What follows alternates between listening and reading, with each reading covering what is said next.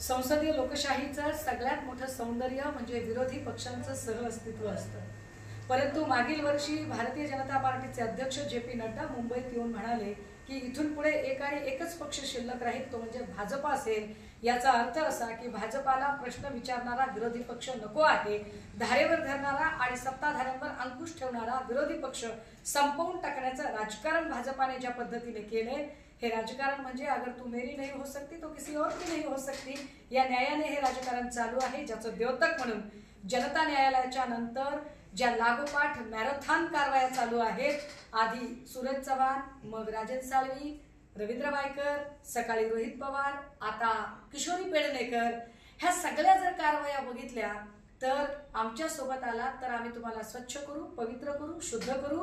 पण भाजप व्यतिरिक्त इतर कुठे राहिला तर आम्ही तुमचं सामाजिक आणि राजकीय आयुष्य संपवून टाकू।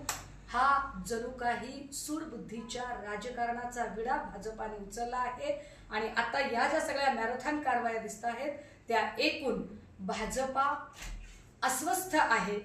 दिवा विझायला लागला की खूप जोरात फडफडतो, त्या पद्धतीने भाजपाची ही फडफड चालू आहे। एबीपी माझा, उघडा डोळे बघा नीट।